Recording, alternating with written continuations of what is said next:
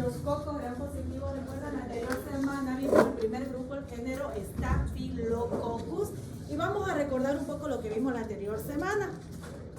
Género Staphylococcus, de los cuales 3 son los más importantes, la especie Aureus epidermidis saprophyticus. De estos 3, la especie Aureus es la más patógena, un patógeno estricto, por muchos factores de virulencia que también lo vimos, coagulasa positiva, aparte la catalasa positiva para ambos, para todo el género, pero sobre todo coagulasa positiva para Aureus, mannitol positivo para Aureus, y eso, el decir coagulasa positivo ya es un sinónimo de patógeno. Epidermidis saprophyticus son patógenos oportunistas, tienen mucho que ver con el estado inmunológico del paciente. En el caso de epidermidis le gusta mucho lo que son plásticos, por eso es que es más fácil que ellos puedan producir una sepsis a causa de un catéter. Y aparte que les gusta el plástico, impide que llegue a tiempo o al lugar el antibiótico. Hablando de antibióticos, ahí tenemos nuestra preocupación con el género Staphylococcus, puesto que estos son muy resistentes. Uno de los factores de virulencia que tiene, beta-lactamasa. Al tener esta beta-lactamasa me destruye o no puedo utilizar ninguna penicilina, ninguna. Entonces sí, tenemos una bacteria que ya está teniendo resistencia a un antibiótico de entrada. Por lo tanto, a la hora de hacer tratamiento es lo que tenemos mayores dificultades. Ya le di yo una lista de qué tratamiento es lo que vamos a tener. Sin embargo, bajo 7 llaves siempre la vancomicina. Siempre. Que sea su última opción porque no tenemos más. La vancomicina es la única que me puede eliminar este Staphylococcus. Vancomicina. Pero siempre de última opción. Agoto las demás. Lo que quiero hacer con esto es que no existan más cepas resistentes a la vancomicina, porque ya tenemos resistencia a las meticilinas, que son los únicos que podíamos utilizar si ya tenemos resistencia a la penicilina. Los Staphylococcus resistentes a la meticilina, esos son los que nos van a hacer doler la cabeza, especialmente en las terapias intensivas. El linezolid esa es la terapia ideal en el caso de que usted esté presente un paciente con un shock séptico o una sepsis generalizada. Linezolid antes de la vancomicina. ¿Y el terisolid? Si su antibiograma dice que es sensible, siga con el tratamiento. Si su antibiograma ya dice que es resistente, cambio el tratamiento y recién puedo sacar mi llave y ir a abrir el cajón, la vancomicina. Solo decir, ¿ya? Si yo le pregunto en el examen cuál es el prototipo de una infección estafilocócica, ¿qué me van a responder ustedes? ¿Cuál es el modelo? Ustedes están, la consulta, están sentados, pasa el paciente tanto, ingresa y ustedes de verlo saben que tiene Staphylococcus aureus. Absceso por únculo, esa es su respuesta. Se los voy a preguntar. Ustedes tienen que saber, es parte de la clínica.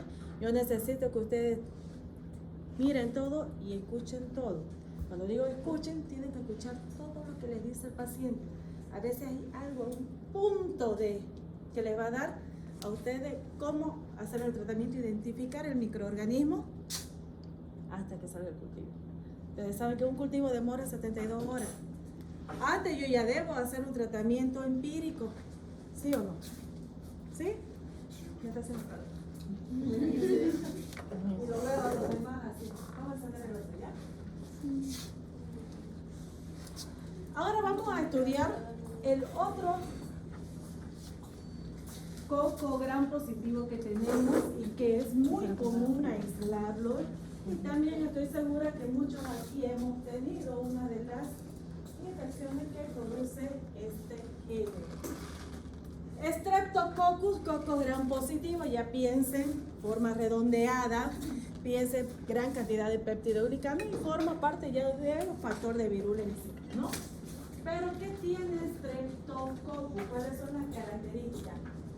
Sucede que esta bacteria, varias especies, sin embargo no me preocupa tanto la variedad de especies, sino que son heterogéneas, no son similares unos con otros. Tienen muchos factores algunos de ellos. Y terminando la clase le voy a preguntar, ¿qué te gustaría más, estáfilo o estrepto, una infección por cuál de ellos? Me van a responder. Empezamos entonces como siempre con características generales de todo el grupo. Son cocos gram positivos, parecido, ¿no?, a estafilococcus. Una gran diferencia, estafilo, racimo de uva. Estrepto en cadena, se van a multiplicar formando cadenas de longitudes diferentes, más largas, más cortas en general.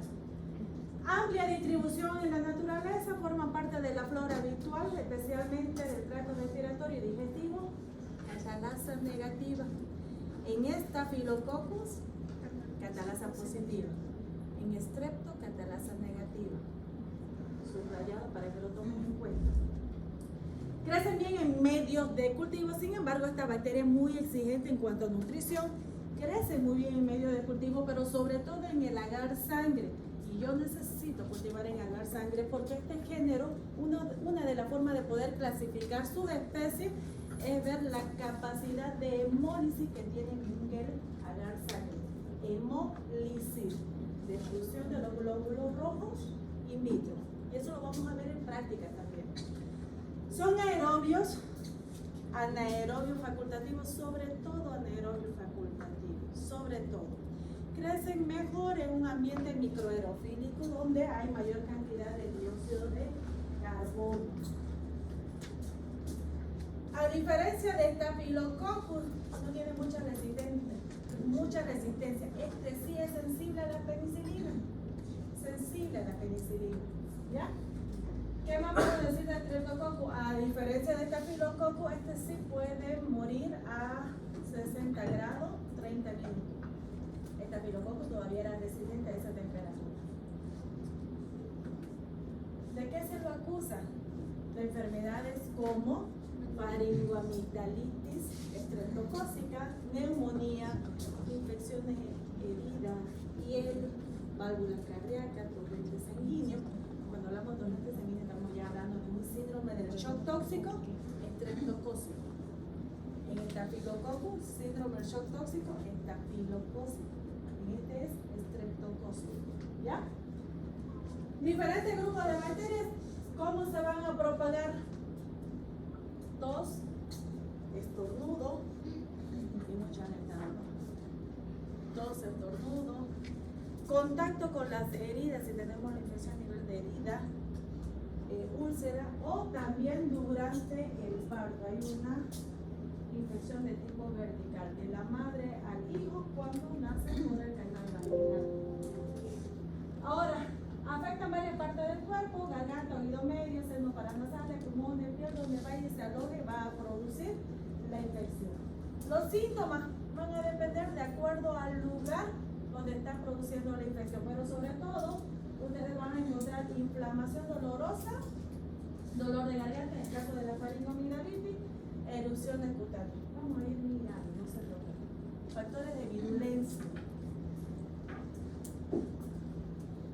Y este es el más simple que encontré, porque es gran cantidad de factores de virulencia que tiene. Por eso les decía, es un grupo heterogéneo, porque ni siquiera entre ellos mismos se parecen. Las características primordiales que sí cumplen todos es que son cocos gram positivos y que crecen formando cadenas. Pero uno con otro no se parece. Vamos a hablar en general qué es lo que tiene todo esto. Antígeno, vamos a empezar desde afuera hacia adentro. Su antígeno de superficie, todo lo que tiene en la superficie el Streptococcus.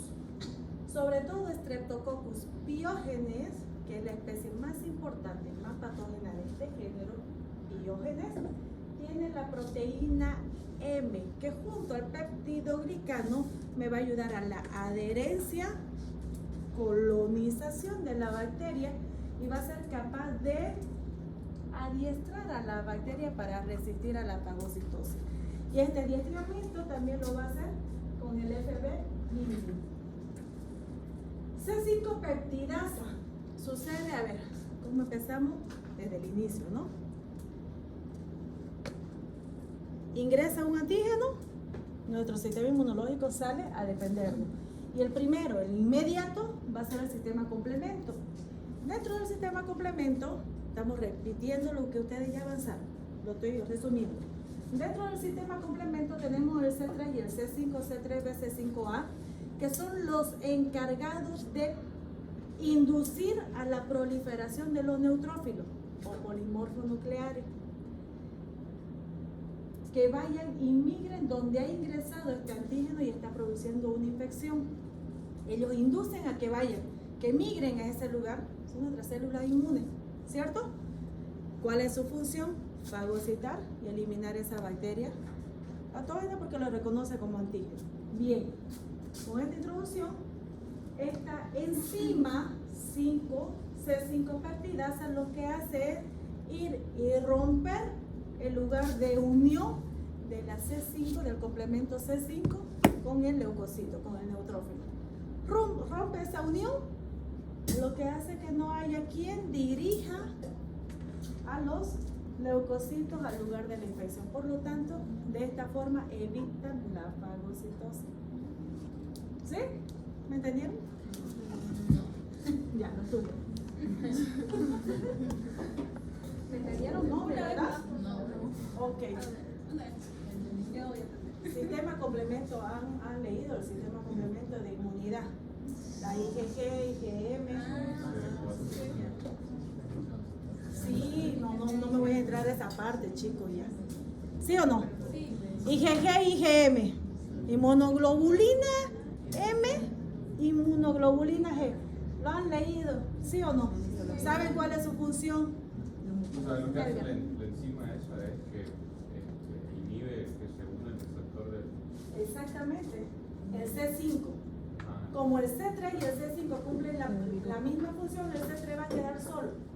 Y solo el C5 impide la unión donde debería ir el complemento C5 para que los neutrófilos vayan y busquen dónde está la infección, dónde está la bacteria, está acá, fagocito y la mato.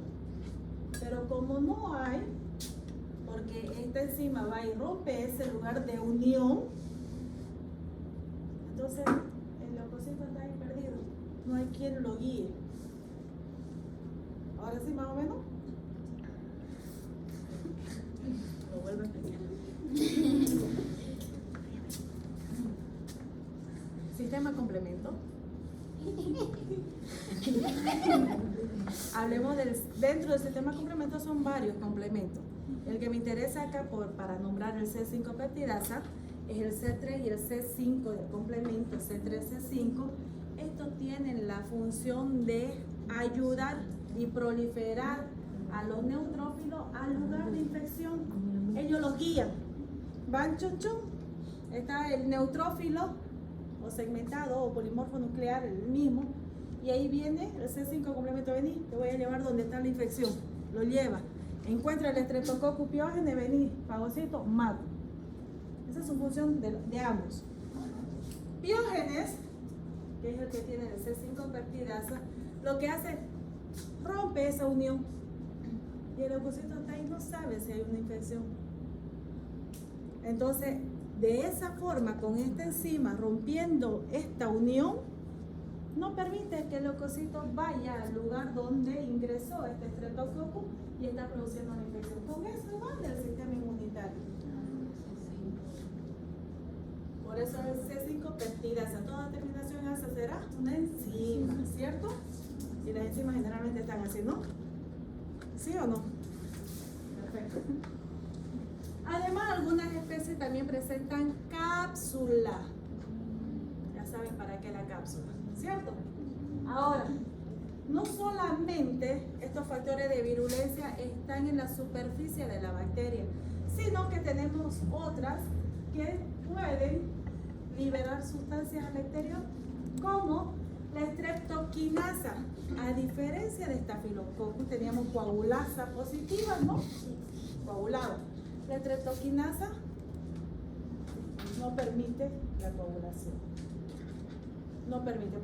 Por eso es que pacientes que tienen infecciones graves por Streptococcus pyogenes tienen problemas de coagulopatía. Su coagulación es acelerada. ¿ya? Por la streptokinasa. Y aluronidasa, su mayor función es la propagación de la bacteria. Las streptolicina O y streptolicina S son muy importantes, especialmente a la hora de hacer el diagnóstico, lo vamos a utilizar. Sin embargo, son unas hemolicinas o toxinas también. Y la importancia también está en que gracias a ellas es que nosotros podemos ver la hemólisis en el agar sangre, la destrucción de los eritrocitos en el agar sangre. Esa es su mayor función, ¿ya? MAC1, MAC2 y ENDO-S también forma parte de la propagación. Superantígeno ABC, inclusive ya hay la D también. Cuando hablamos de los superantígenos estamos hablando de que la acción es aguda, es rápida, no hay una célula presentadora de antígenos, por ello ellos se presentan directamente para producir sustancia pirógena. Y hablamos sustancia pirógena, líquido que aumenta la temperatura. Tenemos pacientes con fiebre, ¿ya? Esos son los más importantes, son los principales factores de influencia que tienen este grupo. ¿Qué hace más? Propagación igual, propagación, adherencia.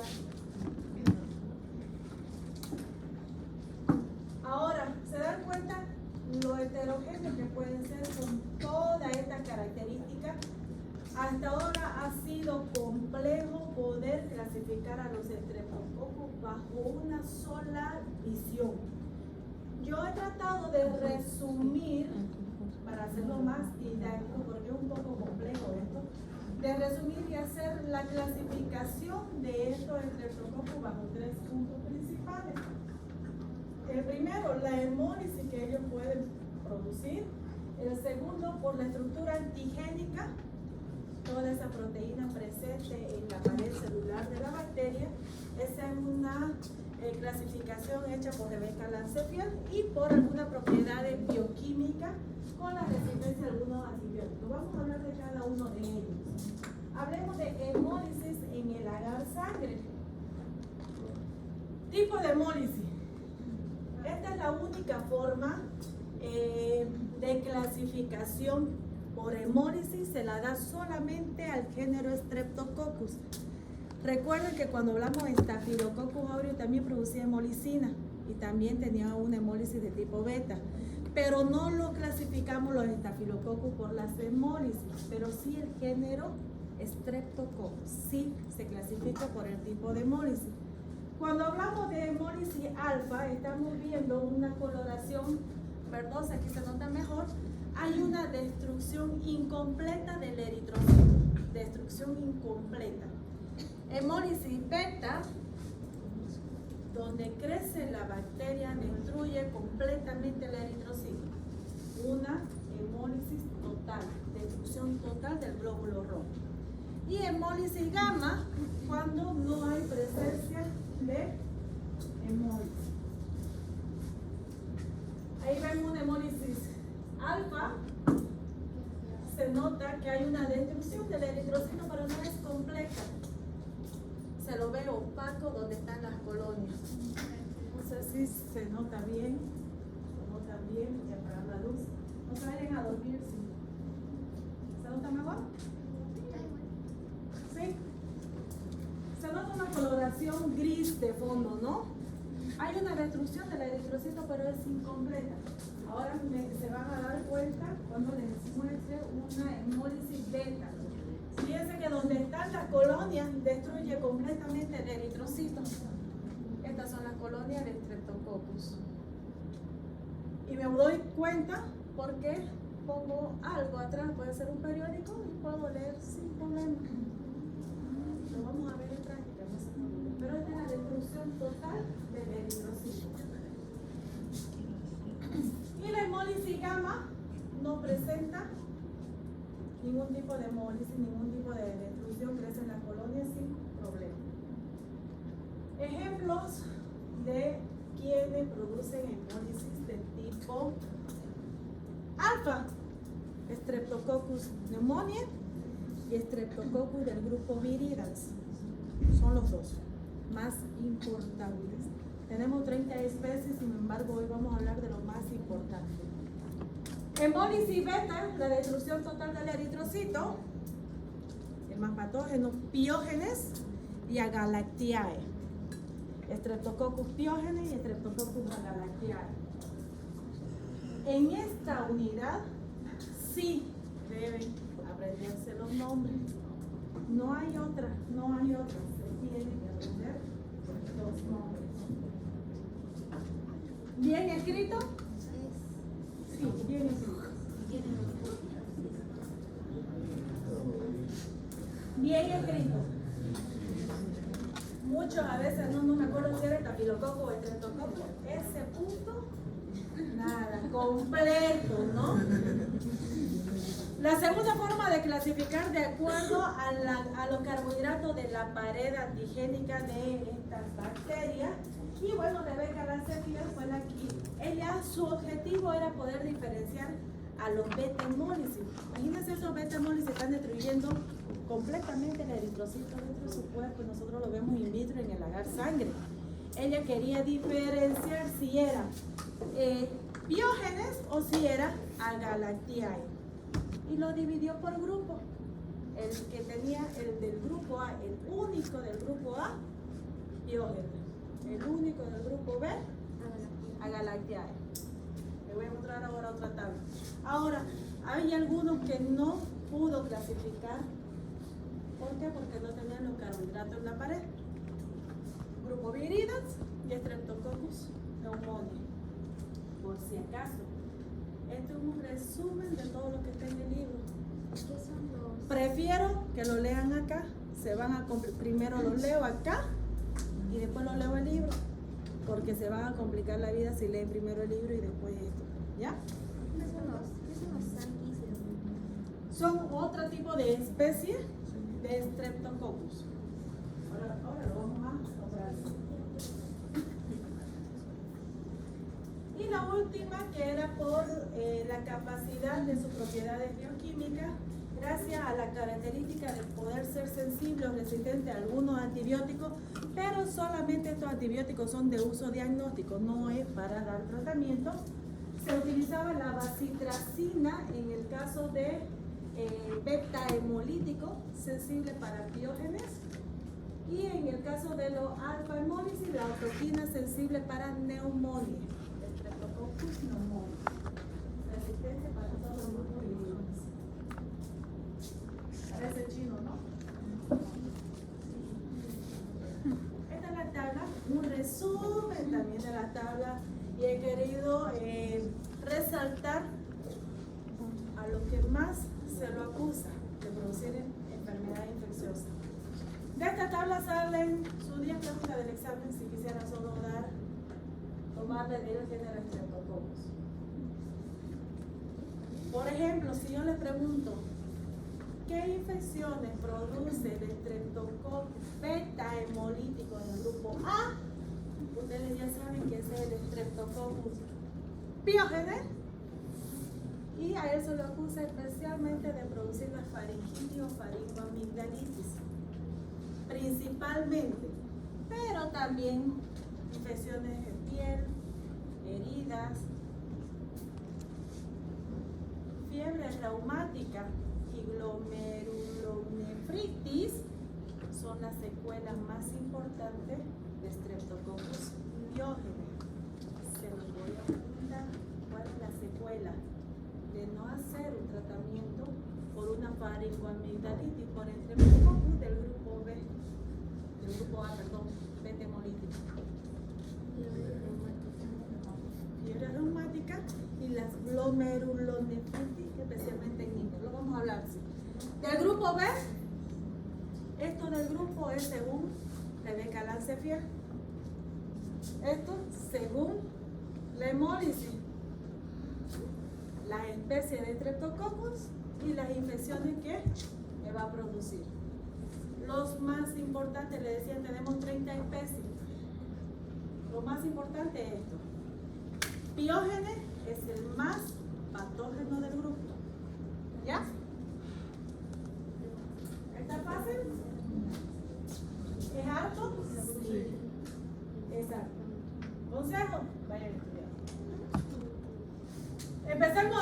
Streptococcus pyogenes, entonces, es una bacteria, es un coco gram positivo que crece en cadena esférica, mide 2 micrómetros de diámetro, beta hemolítico del grupo A. Streptococcus beta hemolítico del grupo A, Streptococcus pyogenes.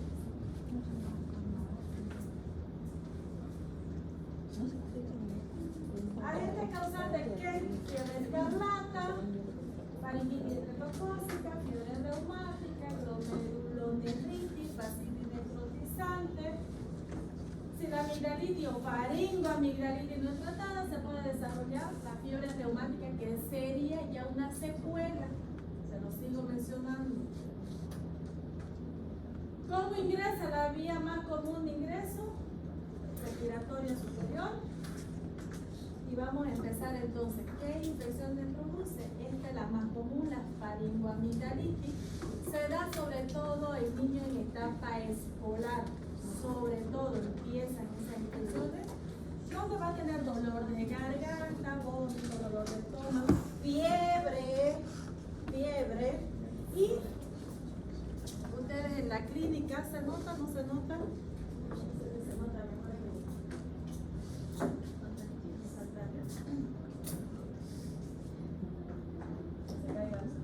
¿Se nota ahora o no? ¿Sí? Bueno, de todas maneras igual su compañera ya se lo pasó y lo pueden ver en su teléfono o en su computadora. Tienen un paciente con fiebre más de 38, generalmente en edad escolar, hasta 11, 12 años, pero incluso en adultos podría dar. Hay esa presencia de pus, que es lo que ustedes observan. Muchas veces estas faringoamigdalitis son producidas por virus y es una forma que yo, la clínica directamente muchas veces me va a llegar a confundir y no voy a poder detectar que fuera un Streptococcus pyogenes. ¿Por qué? Porque más del 80% es causado por virus, que digo, adenovirus, por Epstein-Barr, mononucleosis infecciosa, en fin. Se da un tratamiento pensando que pueda ser bacteriano por la presencia de pus, porque de inicio el virus no produce pus, de inicio. Sí hay un dolor de garganta, sí hay fiebre, y seguro que todos han estado así la semana pasada y entrando esta semana. Influenza también, es otro de los virus con los que se puede confundir, pero de inicio no hay esa pus presente. Pasando los días sí está presente pus. ¿Cómo lo pueden detectar o identificar ustedes? Haciendo pruebas rápidas. Hay pruebas rápidas como hacer una prueba de embarazo, una rayita, 2 rayitas, esas son las pruebas inmunocromatográficas que podrían ustedes hacerla en la consulta. Toman la muestra al paciente con la torundita o hisopo estéril, colocan la prueba rápida, si hay 2 rayas, Streptococcus pyogenes. Si no, si es negativo, es a causa por virus. ¿Ya? Pero de inicio el virus no presenta este pus, no hay. Pasado los días sí puede. Streptococcus pyogenes, fiebre, pus. Directo. ¿Qué es lo que ustedes van a ver? Esas petequias en el paladar, pus en las amígdalas, inflamación de la faringe, rojo, rojizo.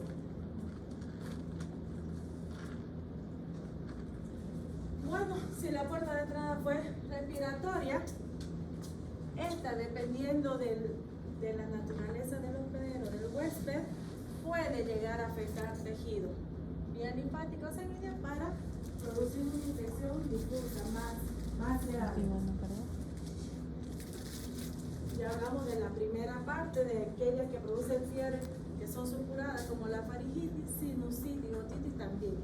Pero ahora vamos a hablar sobre aquellas enfermedades o infecciones que nos va a producir el Streptococcus pyogenes a nivel de tejido, piel y tejido blando. ¿Y cómo es que ingresa? Muchas veces, en el caso de impétigo, muchas veces por la picadura de algún insecto. ¿Se acuerdan que del impédido hablamos también con Staphylococcus? Yo le dije, Staphylococcus y Streptococcus pyogenes pueden producir impédido. Son unas vesículas que al reventar van a producir una costra de color miel o color ámbar con una base roja. Se nota bien, se nota por ahí en la pantalla. Creo que sí. Es muy contagioso y sobre todo se da en niños. Staphylococcus y Streptococcus pyogenes pueden producir impédido. Escarlatina o fiebre escarlata. Esto ya más bien no es tan común verlo, como lo dice, ¿no? Fiebre escarlata. Hay mucha fiebre en el paciente y empieza con estos puntitos en el paladar y luego el progreso es cara, tronco y extremidades. La piel parece lija en estos pacientes. Tratamiento 7 días y se muy común. La erisipela. Cuando hablamos de estas infecciones ya en tejido, músculo, por algún tipo de lesión ingresa este estreptococo. Puede ser un paciente quemado, un traumatismo o alguna herida abierta que se haya infectado y haya tenido un periodo de hasta una semana de incubación. Esta erisipela, fíjense, si no es tan interno, es más superficial. ¿Cómo me doy cuenta? Tiene unos bordes delimitados que ustedes al tocarlo hay endurecimiento cuando se enduran, ¿no es cierto? Los músculos está muy rojo, mucha calor al tacto y mucho dolor. Streptococcus pyogenes. Pero también tenemos la celulitis infecciosa.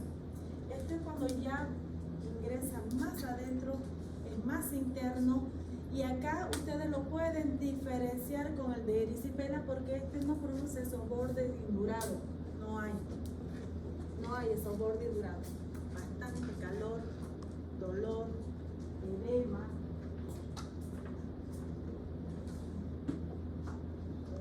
Y fascitis necrotizante. Si no se hace tratamiento, llego al síndrome del shock tóxico estreptocócico. Cuando hablo de síndrome del shock tóxico, estamos hablando de hipotensión, falla de al menos 3 órganos y seguido de muerte, sin contar que el paciente está con fiebre, ¿no? Empieza a necrosar el tejido. Se empieza a necrosar. Tratamiento penicilina y quirúrgico, sacar todo ese tejido muerto. No hay otra. Pero para eso yo tuve que haber esperado bastante tiempo y haber tenido mucho dolor, porque a veces empieza como una herida y el paciente grita de dolor y pues no tiene nada. O sea, el dolor no es de acuerdo a lo que ustedes están viendo. Eso ya les tiene que llamar la atención a ustedes, ¿ya? Porque afecta a los nervios del dolor. Complicaciones o secuelas, se las voy a preguntar. ¿Cuáles serían las secuelas por tener una infección por Streptococcus pyogenes y que no hayan hecho un tratamiento adecuado? En el caso de las faringoamigdalitis, fiebre reumática. ¿Cuáles son los síntomas? Fiebre, poliartritis migratoria, va de un lado sana, se va al otro lado sana, ¿no? Está por todos lados. Hay afectación cardíaca, que esto es lo más complicado. Pero también lo más común en niños son estos síndromes nefríticos, por esta glomerulonefritis aguda. Hay una inflamación de los glomérulos, por lo tanto el riñón no está haciendo su función de filtración de la orina. Aquí lo que hay que hacer es diálisis, nada más. No queda otra.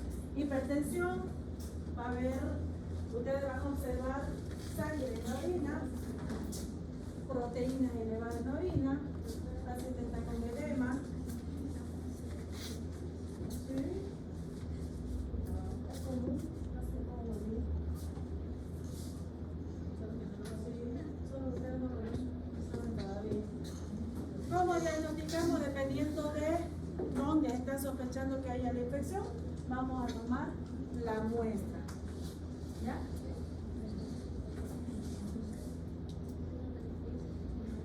Este tipo de muestras se van a tomar ustedes en laboratorio.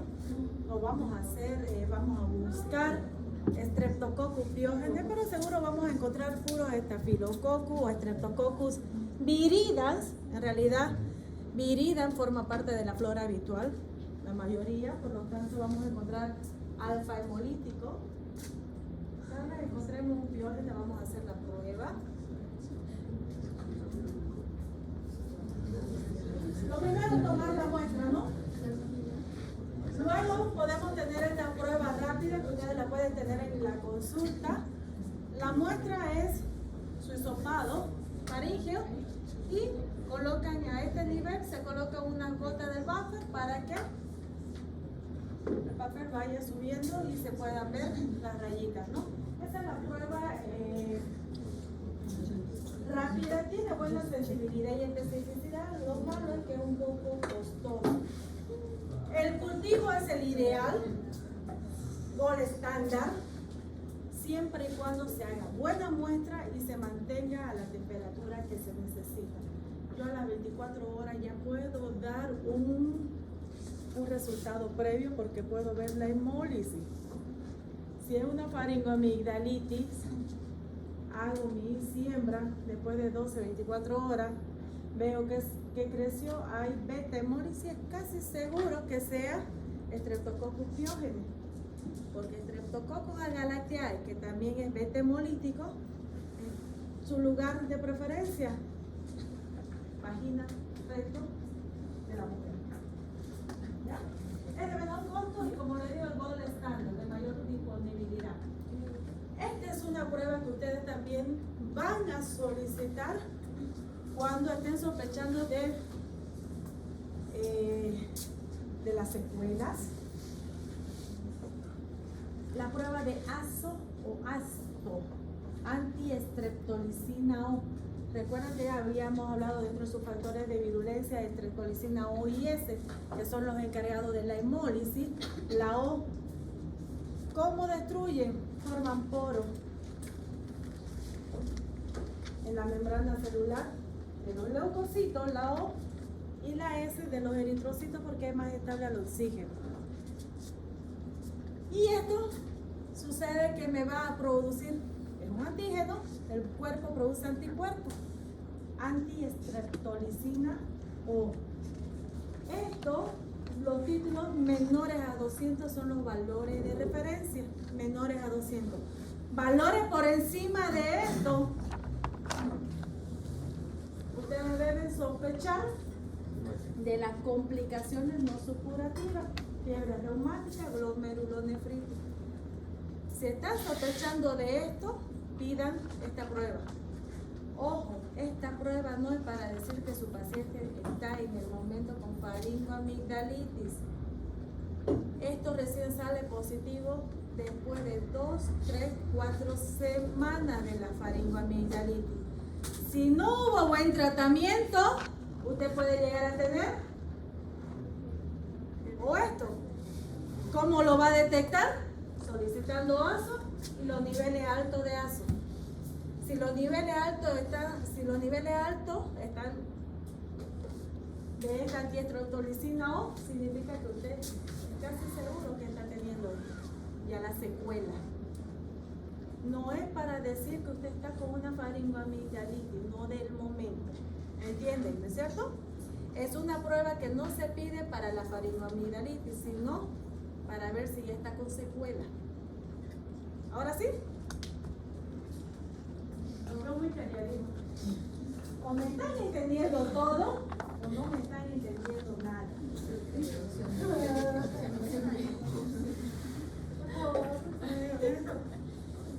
Ya, vamos con otro Streptococcus, el Streptococcus agalactiae, que también es un beta hemolítico, destructor completo del eritrocito, una destrucción total.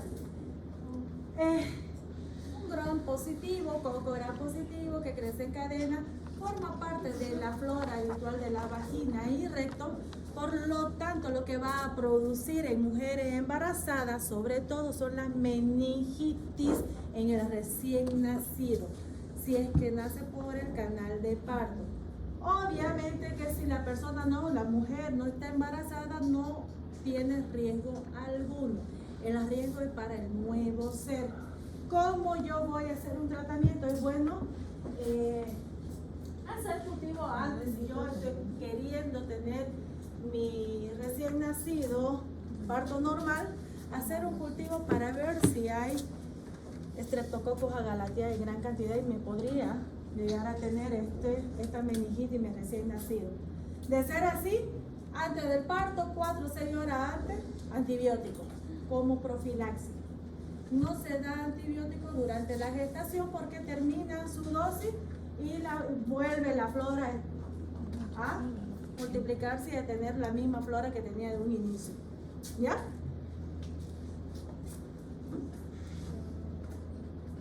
Ese es lo fácil, ¿no? El grupo Viridans. Ahí incluye mitis, mutas y sangi, 3 especies más. Son alfa hemolíticos, flora normal de la vía respiratoria superior. Vamos a encontrar puro Viridans en ustedes. Causa importante de endocarditis. ¿Por qué? Porque si hay, le gusta como está a este nivel, lo habíamos hablado a comienzo de año, él puede pasar a sangre si hay alguna cortadura, si hay caries, y se va a producir una endocarditis. Mutas es génesis o el inicio de caries dentales. Tratamiento mucho más fácil que en estafilococcus. En estafilococcus una lista larga de antibióticos. En este no tanto, penicilina se acabó. Funciona. Pero si soy alérgico a la penicilina, eritromicina, se acabó. Se acabó. Es lo más fácil, ¿no? Pero las enfermedades infecciosas que puede ocasionar el Streptococcus me parece que son más complicadas que en el Staphylococcus. Pero el Streptococcus es mucho más fácil de eliminar. ¿Sí? Streptococcus pneumoniae es un neumococo también llamado. Su nombre más o menos les dice qué es lo que puede llegar a producir o de qué se lo acusa. Característica primordial como factor de virulencia es que presenta una cápsula. Ustedes lo ven en la imagen. Son cocos gram positivos y no son cocos bien redondeados. Se les llama lanceolado como una lagrimita. Tenía una lámina el año pasado. Espero que siga. Se las voy a mostrar. De un Streptococcus pneumoniae que encontramos en líquido cefalorraquídeo, produciendo una meningitis en el paciente. Cuando se lo alivió, el paciente había vomitado ya. Había muerto. No sé si se pueden fijar alrededor, se ve como un halo blanco. Esa es la presencia de su cápsula. Ese es su mayor factor de virulencia del Streptococcus pneumoniae, la presencia de cápsulas. Hasta el 40% está en la vía respiratoria superior, causa neumonía, sinusitis, otitis, bronquitis, bacteriemia y meningitis. La proteína M que ya habíamos hablado con el Streptococcus pyogenes, adicionarle a esa cápsula, está completa la bacteria. ¿No? Tratamiento, excelente. Penicilina y se acabó. No tenemos muchas complicaciones con eso. Diagnóstico en el laboratorio, solicitar un cultivo dependiendo del lugar que ustedes están sospechando que esté este Streptococcus, alfa hemolítico y la observación en el microscopio de los diplococos lanceolados. Siempre están de a 2 cápsulas. A su ladito 2 cápsulas. Forman cadena, pero de a 2, de a 2, de a 2. Y el último grupo. Este es el grupo D de Lancetier, pero ahora ya llamado Enterococcus. Ya no son Streptococcus. Es el grupo de los Enterococcus, el grupo D de Rebecca Lancetier. Aquí incluyen 12 especies. La más importante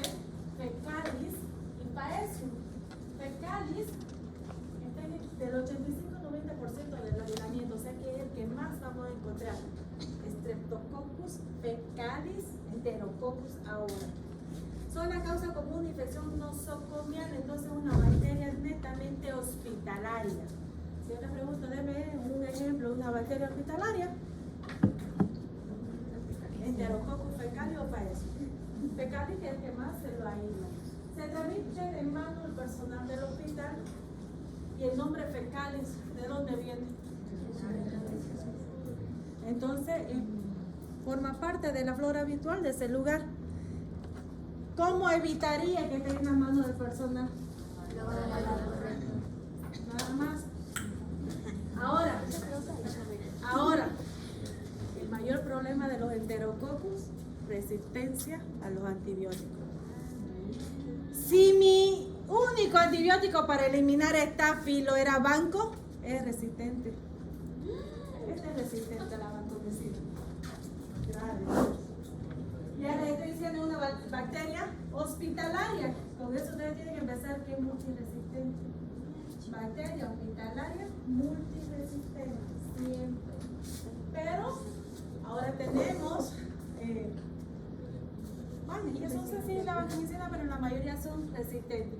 Tengo tratamiento para los dos fecalis. Puedo usar ceftriaxona o gentamicina, pero siempre acompañada de ampicilina. Ampimagenta, por ejemplo, ¿no? Siempre junto. Para un resistente a la penicilina, la única elección, vancomicina. Pero si fuera resistente, que la mayoría sí son, puedo usar igual que el táfico, ¿no?